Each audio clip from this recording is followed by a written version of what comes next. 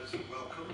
I should say that I'm a substitute. You didn't announce that I'm a substitute because that way, Lord Way was supposed to be leading on this, but I don't know whether it's Brexit or some other thing in the House of Lords that's kept him busy today, so he can't be with us. So I have my arm twisted to stand in for him today. But great to see you all here today, and great to have other judges here today, Mark James.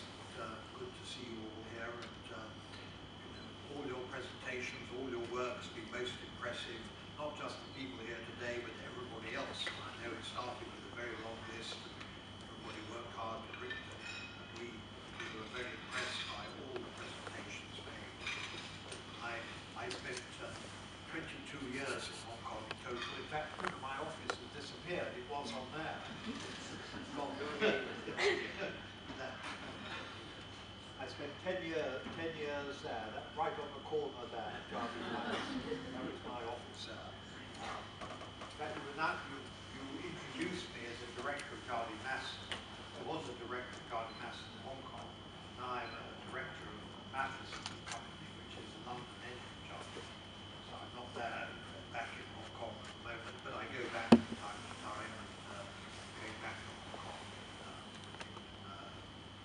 in May will be my next visit. But all the work, everybody involved in this, the dedication, the determination of you all is very impressive, and really like the spirit of all the presentations that we saw, it was very impressive, all the work that's gone into it. So keep up the good work, and I'm sure all of you have got a very good future, whatever you're going to do. But most impressive and difficult choices for us in terms of deciding who to be shortlisted for it. But anyway, everybody has done very well.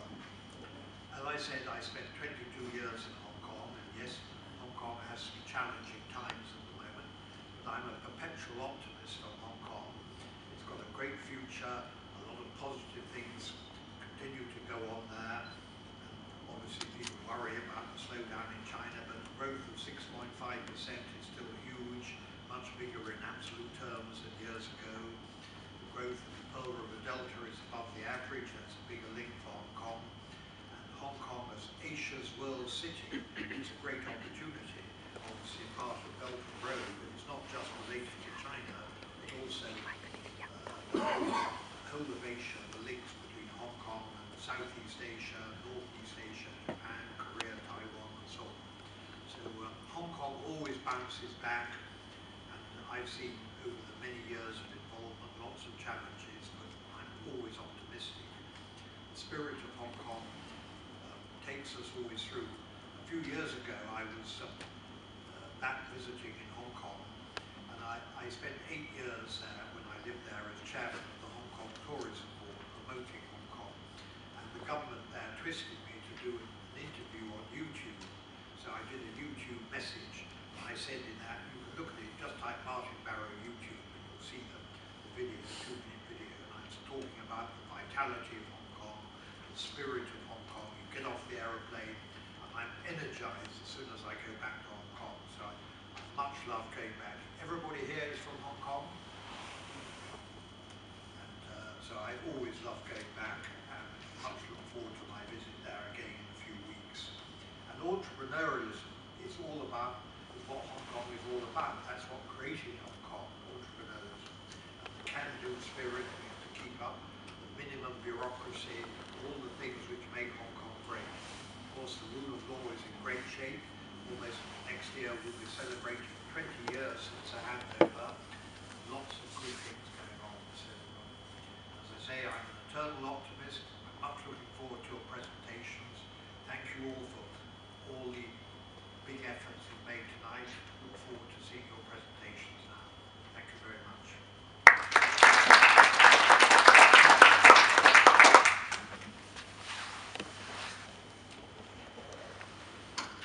Thank you very much, Mr. Barrow, for the commencing tonight's program with his opening speech. So, by this point, I believe all of you are very familiar with what HKEC is. But just a quick summary. HKEC is a competition, a startup competition that aims at fostering awareness of entrepreneurship in Hong Kong. This year, the special theme is the social enterprise. All the teams are given $1 million Hong Kong dollars as a startup capital. In the business proposal, you have to show a surplus within 3 to 5 years' time. So here are the rules for the final presentation. Each team is given 8 minutes for presentation and followed by a 5-minute Q&A section. We'll have, towards the end of the presentation, we'll give 3 reminders. The first reminder will be given after when there's only 2 minutes left. And second reminder when there's only 1 minute left. And finally, we'll have one which says time's up. And you must finish your speech within 10 seconds after we raise this sheet. So I'm sure everyone is familiar with it. This is the judging criteria for the presentation. So 30% will count towards a business idea, and content will constitute to 30%. Presentation and applicability to Hong Kong environment will also constitute 20% to the total mark. At this point, do you have any questions? If no? Okay, now let us give a round of applause for our first team, Team EGOT. To travel around the world, to hang out with friends, or maybe join a weekly Zumba class. But of course, none of these plans includes me. And at this point of time, all these plans seem achievable, but sometimes I do wonder, in 10 years' time, do they still have the mental and physical capabilities to achieve their goals? And I'm sure this must have been a common concern since senior health and safety. It must have been a common concern among Hong Kong people, given Hong Kong's pressing issue of an aging population. And in fact, currently, every 5 taxpayers is supporting 1 pensioner, but in 20 years' time, they will have to support an average 2.6 pensioners. And not only that, the number of dementia patients will increase by almost 3-fold, and dementia-related costs will almost double from $25 billion to $47 billion. Hong Kong, compared to our neighboring countries, say Japan, South Korea, and Macau, which all have care plans in place, Hong Kong is definitely underprepared for the aging population. We see this as a very serious social problem, and we want to do something about it. And this is where eGART comes in. We're an online platform consisting of a web page and an application for smartphones that caters the baby boomer generation, aged 50 to 70, to create a healthy and dynamic lifestyle by maintaining their cognitive health, by enhancing their social lives, and by maintaining their independence through everyday living. Through achieving this, we hope to alleviate the pressure on the Hong Kong health system. So let me just start by introducing our product, eGART. eGART consists of a creative triangle offering: the trainer, the assistant, and the buddy. Trainer aims to prevent and delay the onset of dementia through cognitive exercises. Monitoring will be done remotely, such that users do not have to travel all the way to specialized centers, and this makes the whole process more convenient for them. And their analysis of their cognitive exercise results will be produced bi-monthly, and it can also be accessed by friends and family through the carer login. Then let's move on to Assistant. Assistant helps users to maintain an independence in daily life and to foster a healthy lifestyle through features such as reminders, organizers, and other utility gadgets. And all this is to minimize their need for a personal carer so that they can lead their independent life. As for Buddy, it is an app that helps to reduce loneliness and isolation by connecting users with the community.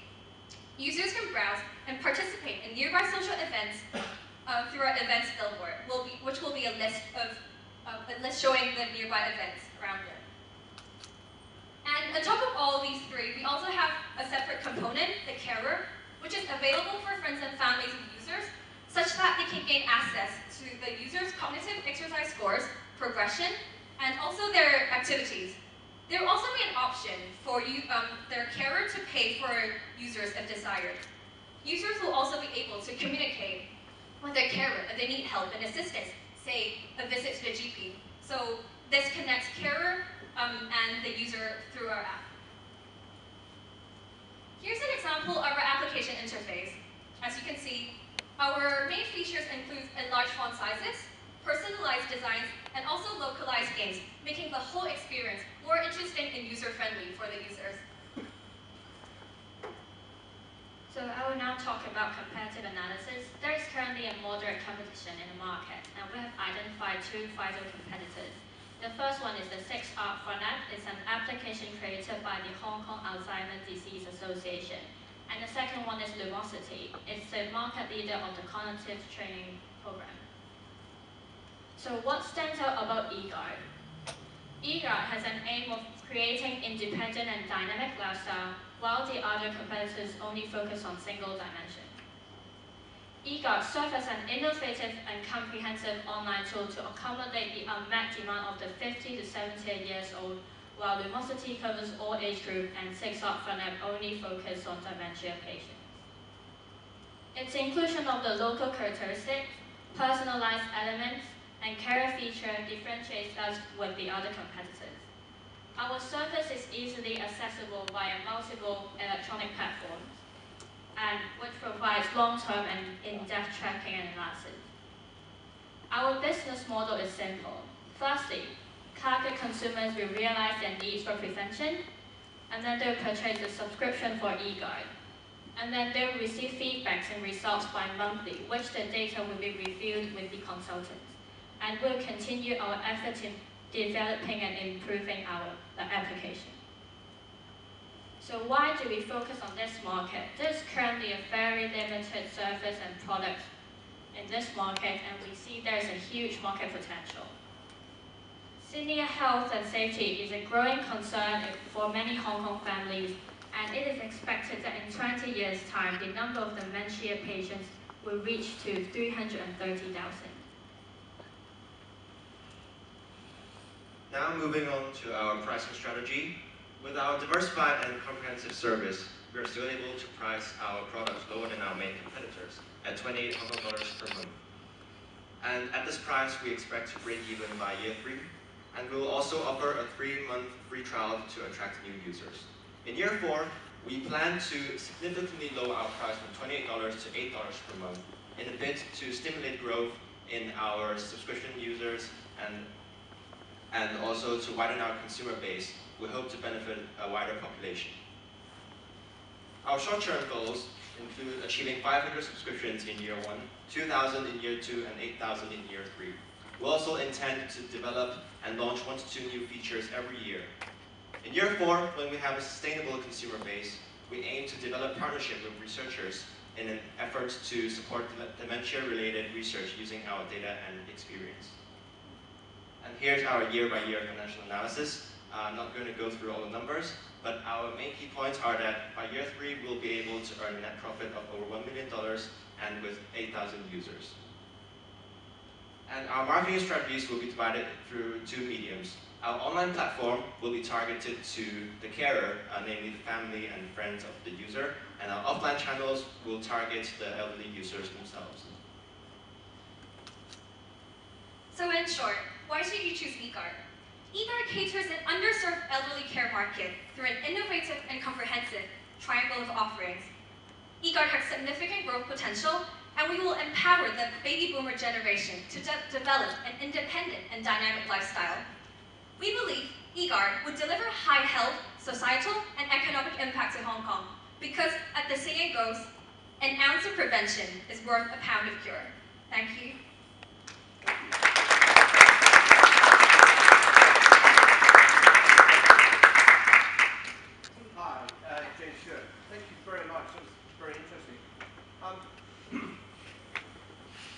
I see the growth in users to 8,000 by year 3. But where are you going to source the trainers, assistants, and buddies to support 8,000 users? And how confident are you that they will be adequately trained and able to deal with patients who you bring into your particular system? Actually, trainer, buddy, and assistant, they're the names of our 3 different components of our application. So in a way, it's actually a part of the model of our application, and it will be, the whole thing will be personalized and set by our team before it's delivered out to our users. Okay. Yeah, so what about the carers? The carer. It's like an outside app. So on top of these 3 apps, that's mainly for the users, or like for them to log in. We also have like an extra bit. So that's for access for friends and families. So like say I would access the carer app to help to kind of monitor the activities or like records of my parents in a way. Okay, so the Yeah. Buddy app, just to make sure I've Yeah. understood this, the Buddy app is an app. It's not actually somebody they can communicate with. Oh no, no, all 3 of them belongs to under the same app, but there are 3 different components. It's kind of like Google Drive with documents, PowerPoints, and also Excel. So there's no human interaction between the patient and a carer. It's all the system. Yeah, yeah, it's just the name of it to make it more lively and personalized. So when you compare it to the 6 app, does the 6 app also have somebody that they can talk to who can visit or whatever? Oh, are you mentioning about the 6 art funds? Yeah, yeah. Yeah. Oh no, it's actually just developed by the association, and it's just have like games and say questionnaires for users to use. But everything is like electronified, but not there's no like personal interaction. Sure, but the association also organise interaction with somebody to come and see the individual if they choose to. I guess it would not be through the app, but rather to like contact the association itself. Right. So yeah. But guess like a special point about our product is that when we set out the cognitive exercises, we will actually seek advice from an actual specialist in the field in dementia research. It will be helpful and will be helped prevent dementia for patients. Thank you. Hi, that was very interesting and very well put together.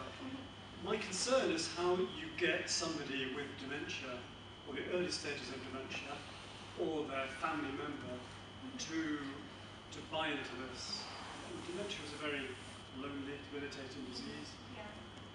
The individual is not going to put his hand up and say, hey, I want this. It's going to be his family member, is it not? So how do you, the origination of your marketing, I can see you've got marketing with social media and what have you, but what's going to trigger somebody to say, yeah, that's for my dad, or that's for me? Yeah. I don't quite get the start point. So let me just, first of all, our app itself, we do not cater it just to dementia patients. Rather, it's by developing a whole and all-round, a comprehensive and an independent lifestyle for just the baby boomer generation. So anyone aged 50 to 70. Because dementia is something that, once it happens, it's actually really hard to prevent it, really hard to cut the impairments. So what we have to do is prevent before it, and that's why we have the carer application, and because we want to promote it to friends and family, so that while the users can live their independent lifestyle, we don't have to, as family and friends, we don't have to be worried about whether they'll be able to make it in their daily lives because there's this app. So from a friends and family perspective, we are there, we know that this app will help us to support them, but at the same time, users will also to be able to live their independent life. So it's in a way, it's for baby boomers, say, age 50 to 70, to ensure that they're safe, and so in a way, friends and family and the users will all be happy about the situation through the app, because it's supported. Their life is supported. Thank you. So it applies to me. In a way, yes. And me too. Yeah, but the whole point is it's not about, by using this app does not say that you're a dementia patient. That's not like our absolute plan at all. But in a way, it's just like a memory exercise training. We play it ourselves too. There are like applications like Brain Ward that's just fun and easy to use. But at the same time, if we put in this aspect that what you'll be doing is not just fun and games. There will actually be a detailed report, and someone will be there to track your cognitive ability. I believe that this will be a very appealing factor for this age group. One last question. Okay, thank you. I think a very key message was an earlier slide talking about, and it relates to what has just been asked by my colleagues here, between online and offline. Yeah. That's a big challenge. Now, how are you going to manage that, given that an awful lot of the people are not going to be online, and they're going to want the face-to-face human touch? How are you going to manage that? Actually, for online, we have separated two. Let's say we put the whole market strategies and we divide it into two sectors. Online will be mainly for carers, so friends and families, people our age who are really familiarized with the online platforms, social medias, and things. But for offline, that's why promote our product to the actual users, we'll be using offline methods, which will be newspapers, and also we will promote it to associations, elderly homes, as we have mentioned in our earlier slides. So that will make, so we have catered both sides of the market group, and we hope that this will be comprehensive enough as a marketing strategy.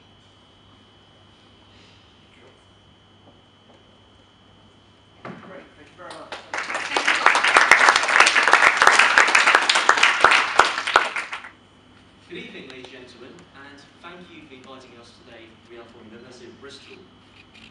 First, I'll take this opportunity to thank the judges for inviting us today and producing some proposal.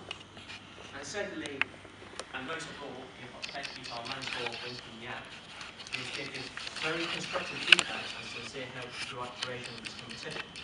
And before I start, I'd like to ask you a little question, ladies and gents. Who enjoys fishing? Thank you for the response. I really appreciate that. If you give a man a fish, you feed him for a lifetime. And you feed him for a day.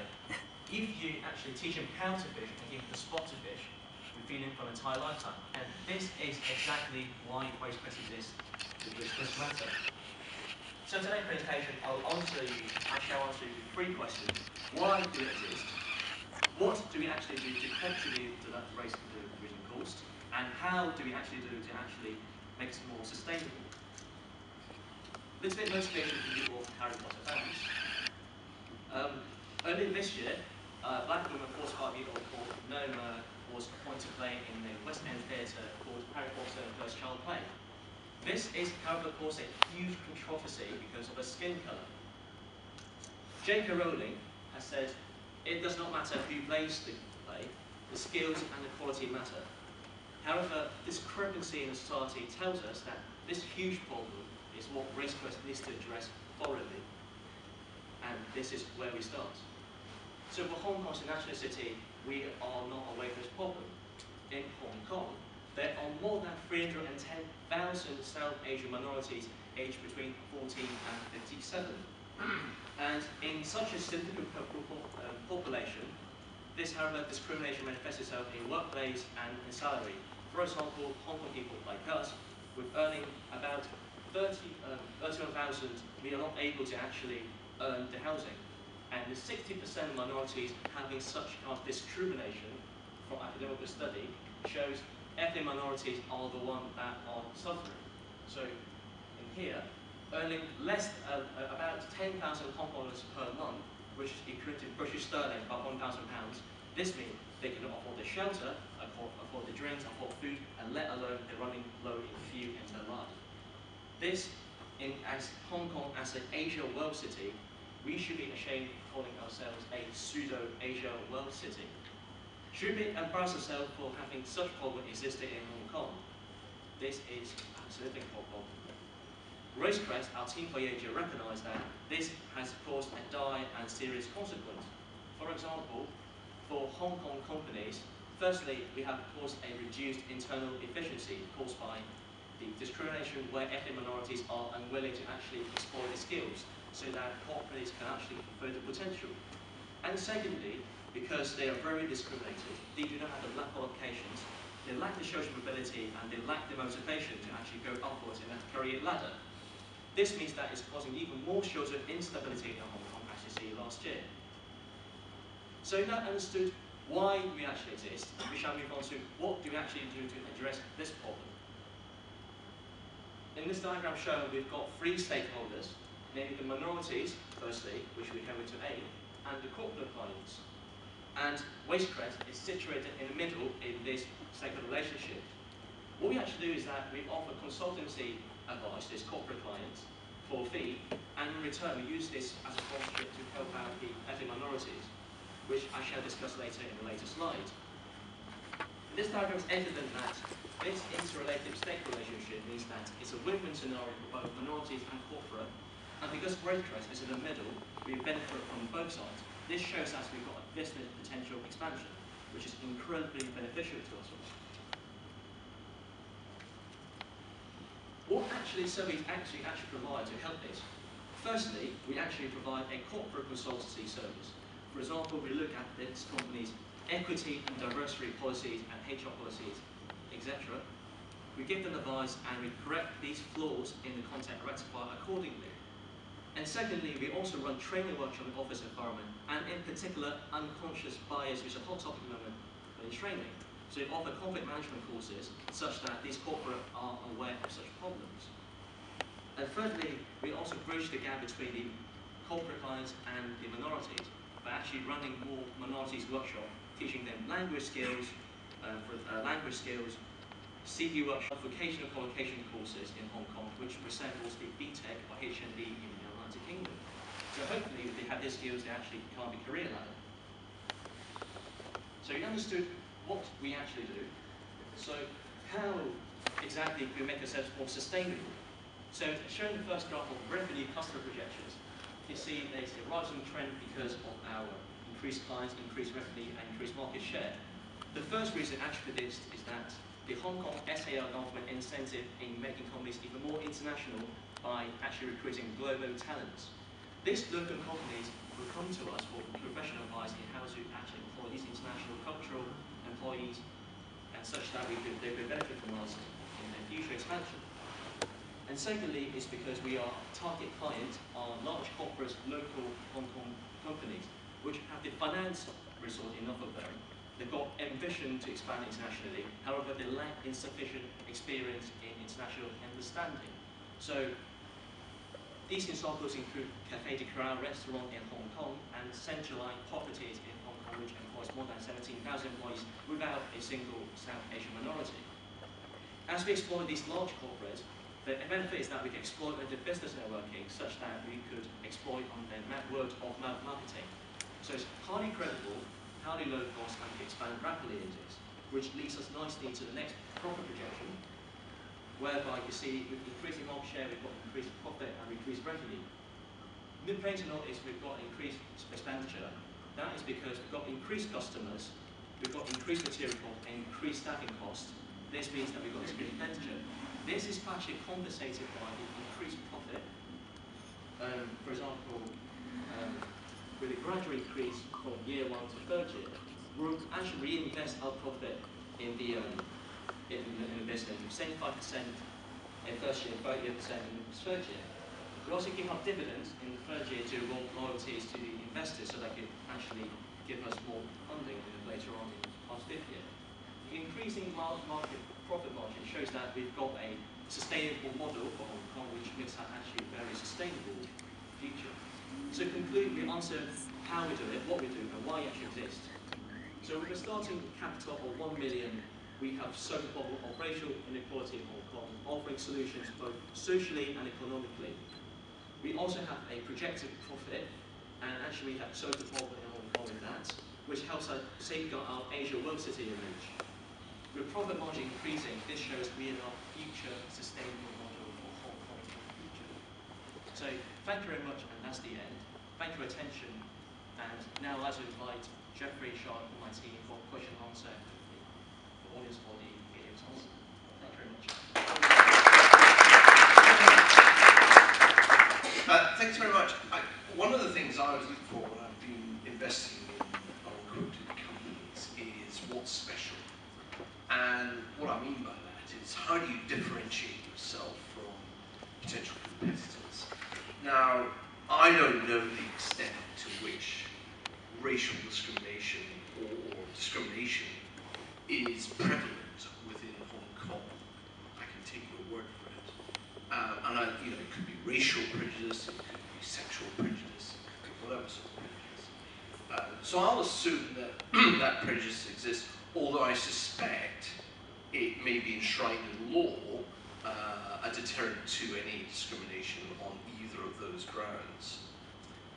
So my question to you is, with all the numerous HR consultancies out there, with all the numerous Western-trained or American-trained institutions, UK institutions, a large number of international institutions operating in Hong Kong, A, what makes you special from other HR consultancies, and B, who pays for your services? Okay, so thank you for your question. It is indeed a really good question. Firstly, I would like to address what's the speciality of our company. Our company is more or fully addressed it on racial discrimination in particular. Compared to other companies such as BSR, which is located in US, is a really competitive consulting company as well. However, they are more diverse in different areas, but less specific on racial discrimination. The reason why that we actually focus on racial discrimination is because we think that it's an international problem, and including Hong Kong as a really important international city, which is linking China as well as the Western world, we think that racial discrimination is indeed a really shameful thing that Hong Kong is actually happening, and nothing is really concrete to solve the problem. So for your question, I hope that has answered your question. Thank you very much. Let's develop that a little bit. I want to know how you would market your services to Hong Kong corporates. I mean, just a statistic here. 310,000 people of minority origin in Hong Kong. Population is 7 million. That's 4% of the population. They need to be protected. I fully accept that, and there may be other areas of discrimination against that. But how would you go about, and which companies would you approach to sell your services? Because it's the companies who are going to pay you. The individuals, the minorities, don't have the wherewithal because, as you said, their salaries don't support the $800, whatever fee they have to pay to go.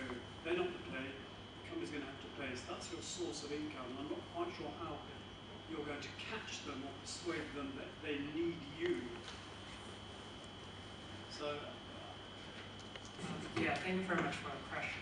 Actually, our target market, which is about the local Hong Kong incorporated companies, which have the scales and the potential overseas growth ambition, but have lack of the fully developed diversity and inclusion policy. Why we choose this company as our target market is because, firstly, the majority workers are Hong Kong people, and they are in Hong Kong. And why we choose they have potential growth in overseas because this kind of company, they need the help from minorities, because the minorities can be the communicator between the local and the minority country. They can provide their information about their culture and also the language, so it will be more convenient to communicate. And this company is lack of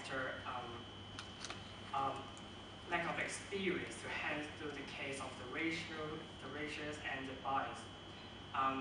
But we think that they will have a high possibility to have this kind of problem. That's why I think they need our help. So hope you can answer your question. Thank you for your presentation. I wonder if you've given enough thought to the wider sort of political implications of this. I mean, clearly in any society it's a sensitive issue. In Hong Kong, a lot of people say the answer is to bring more people from the mainland, not from other places. Obviously, the majority of the overseas people in your 300,000 are the Philippine domestic helpers. Now, is that political sensitivity? Have you thought through the implications of that point? I mean, we all know there's a labour shortage in Hong Kong. How are we going to build the third runway at Bangkok? Some people say we can have camps from the mainland. Others say we've got to bring people from elsewhere. So, thank you for your question. I think the question is about have you thought about the mainland Chinese population as well? Yeah, so thank you for that.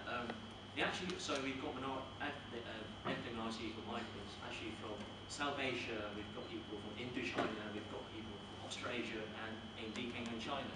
So Hong Kong at the moment at SAO of Hong Kong, this suggests that we've got an increasingly tie with China.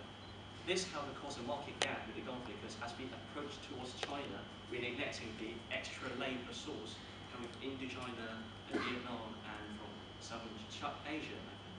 So this is why we need to make this pervasive. We need to educate the public that, hang on a second, we've got mainland migrants, we also have people coming from elsewhere. And this is exactly why RaceQuest exists, to address these problems, so that we could build extra infrastructure like the checked Epcot, third runway, and the extra increased delay high-speed railway running from Kowloon Terminal to China. Hi, we're HKEC. Today in Hong Kong, young adults find extremely poor career prospects outside of the traditional tertiary education path. In fact, in the last year, there are 74,000 high school graduates, and only 37% that managed to get into university. And this is even worse for students coming from an underprivileged background. In fact, last year, only 13% of them managed to get into university, and that's a dismally low number. And what would they turn to if they want to continue their education? They would look at some degree program or vocational training. But 40% of them are skeptical of its usefulness and recognition from the employer. And their worry is not unfounded, because when we look at the unemployment rate between high school graduate and some degree program graduate, after having spent extra 2 years of their life and almost 200,000 Hong Kong dollars or 20,000 pounds, they actually have a high unemployment rate afterwards. Moving away from the student side, we also look at the employers. With the booming scene in the startup field in Hong Kong, a lot of startups are actually desperately looking for talents. So we look at this and think, how can we solve this problem by leveraging this opportunity? Hack Academy is a boot camp to nurture highly employable programmers. First, we're taking students. 50% of them will be from underprivileged background, and we will sponsor with a scholarship for all the school fees. When they come in, they will pick one of the 3 study streams. First is a web development stream. Second is a mobile app development stream. The third is data science streams. In terms of delivery of the curriculum, 50% of the time will be spent on online training videos specifically curated by the program. 40% of the time will be spent on students doing hands-on projects where they can practice their skills and at the same time build personal portfolio. Last 10% will be spent on workshop and guest lecture that are led by industry practitioners. In total, we'll deliver 546 hours of training. Towards the later stage of the training, we provide career service to provide constant feedback and guidance to match and refer students to startups based on the interest and capability of students and the interest of the startups. In total, the program lasts for around 6 months. We believe now is the time to build Hack Academy because of 2 reasons. First, there's an explosive demand for diverse technical skills in Hong Kong, mostly from the startups in Hong Kong. And looking at the scenes from last year, in 2014 there was around 1,000 startups, and in just 1 year's time, this grew to almost 1,600 startups. It's a 46% annual growth rate. And these startups look for very diverse skills. These skills are usually open source and free, lightweight, and they're usually constantly evolving between companies and over time. Second, we believe now is a great time to build Hack Academy because of the proliferation of massive open online courses that are being offered online since 2013. Some famous names include edX or Coursera. Today, there's over 4,000 of these online courses for free online. And these topics are being taught by leading experts in their own fields from institutes like MIT and Stanford. We should harvest these free resources now. Hack Academy also creates a huge social impact. We offer promising career options to facilitate social mobility for young adults. We adopt the social impact assessment tool to understand and evaluate our social impact. First, we'd like to highlight the financial sustainability of our program. After the $1 million initial investment, we will be able to be cash flow positive by Q5 and break even by Q6. And after that, no more funding will be required and no donation required. Second, recipient will benefit enormously by the new career options being offered and will reignite hopes in the young adults. The technical training that we provide will upskill young adults. And these skills are transferable across companies and across industries. Third, the scholarship that we provide for underprivileged students enable upward social mobility. For employment side, our career service is expected to facilitate jobs creation of 126 by the first year. Hack Academy is the only training that blends practicality support, and affordability. Our program is affordable both in terms of money and in time. Second, we focus our training on delivering skills that leads to new career options. Third, there will be an enormous amount of support from the program, the volunteers, the students, and in the long run, an alumni community built by HKEC. Our revenues will come from two main sources, employers and the students. First, for employers, there will be a referral fee upon successful matching of a student to the employer. We will charge the 15% amount equivalent of their first year's salary. And this is a significant discount to a lot of the recruitment agents. They're charging currently 30% out there. And the second revenue stream will be from students that are not coming through scholarship. They'll pay 20,000 Hong Kong dollars as a school fees. Moving on to financials, we expect to be cash flow positive by the time we have our first graduation batch and break even by quarter 6. The first 2 quarters will be devoted to developing our courses and curating the program. And then we'll have a trial run of part-time overrate in the first quarter. We'll officially launch the program in quarter 3, and we'll receive our first class of students of 20. And we expect to have our first graduate in quarter 5. That's also the same time we'll be cash flow positive in quarter 5. And 1 quarter later, program will break even. By the end of this projection in 2 years, we'll have 160 students. We'll be running 8 cohorts in parallel within HKEC. Behind HKEC is a versatile team from technology and computer science, business and finance, and PR. With our experiences, we strongly believe that this is a great idea that will benefit Hong Kong. And at the end, we'd like to thank our mentor, Frank, for the enormous amount of support.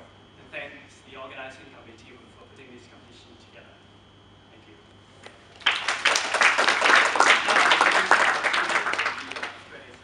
Excellent, good job. Okay, well presented. This is a very exciting opportunity.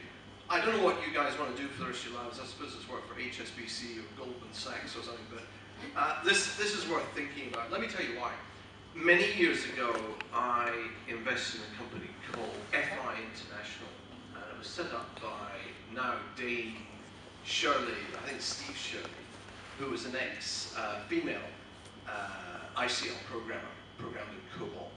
And she set up FI International to provide women who weren't working, they may be pregnant, maybe sitting at home, and as contract COBOL programmers. So she would send them assignments, they'd write the contract COBOL program, send it back again, entered into the system, and therefore people could create COBOL code at home, whether they're pregnant or working or whatever. It was a great business, and did extremely well. It ended up being listed on the London Stock Exchange. And this has many similarities by capturing individuals who are able to provide IT skills, giving them relevant training, and enabling them to do that. A couple of things to think about. One is, where FI made a lot of money is contracting out those programmers. So you're making a fee in training, you're making a fee by placing them, use them as an outsourced capability, and therefore you get a recurring income, because the more outsourcing programming tasks you take on, the more you utilize your programming base who are working at home, the more income you make. And the second thing is, the reason why, to some extent, it appeals, you're right to the number of startups, therefore, I'm involved with a lot of tech startups, we can't take on overhead. It's very difficult for us to employ people, but we can take on outsourcing capability. So if we need something done that's relatively simple in terms of programming terms, we're more likely to turn to an outsourcing capability than to a full-time employee. So that's two things maybe to think about. Have a look at FI International, have a look at what Dame Steve Shirley did. There's equivalent in the US, which came up about 5 years ago, which is doing the same sort of thing. And I'll ask a question, which stems from what James was talking about. Because what I didn't really get was the timeline between when you start and when you get the first fee from an employer of 15%. Because during that period, you've got all the costs involved in recruiting these chaps and training them, and then selling what you offer to them. to those companies. And I think you've got too short a period there. I wasn't quite clear how long you've allowed yourselves for that, because I think that's too short. Perhaps you could explain why you think you've got that period of time that you've got in your spreadsheet, because I think it's too short.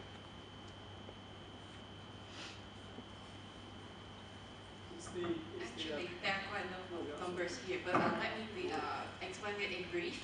Actually, we are looking to have the first referral fee after 6 months. The program ends within a 6-month period, and after that, before they really graduate, we actually arrange many career workshops and guidance for them in order to pave their way to land a job in the startup.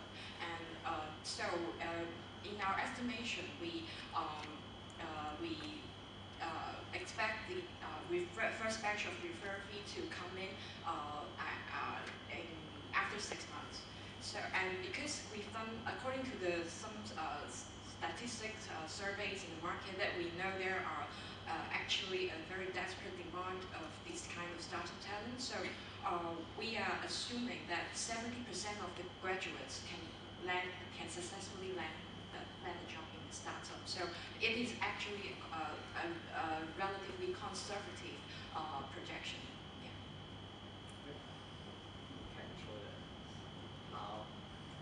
This is how much the startup want people. Like in Hong Kong, there are all kind of job boards specifically designed for startups. And if you go on there, you will see they are hiring a lot of people. The salary they offer is also quite high compared to like ordinary IT job.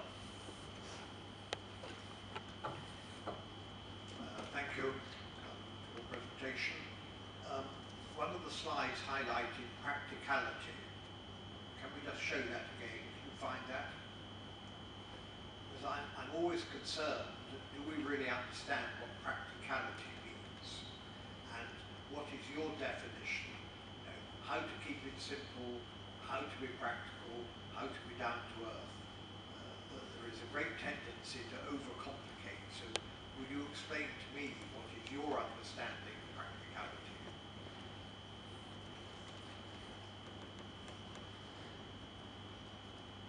Yeah, so personally I have worked in a startup, so like I have a first-hand observation of what are the skills needed by startups. So I can summarize it in maybe 4 points. The first would be attitude, like the attitude towards learning something that you don't know. Like a lot of students, when they come straight off school, they don't know how to search for information online. If it's not previously taught to them, like they get stuck. The other one would be like software development skills, because in school they don't do like real big scale project or long-term project, so they do not have that sense of like the development cycle. And also the skills needed are very different.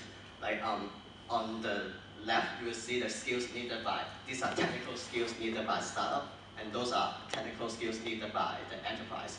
And in school, you probably learn more on the right-hand side, and only some of them actually. So I think we teach them something that is not covered in normal educational program.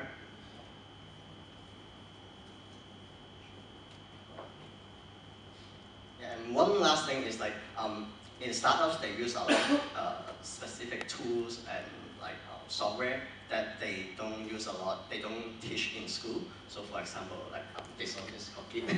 So I think by doing the project, like for the students to spend 40% time in project, they will pick up these skills and tools.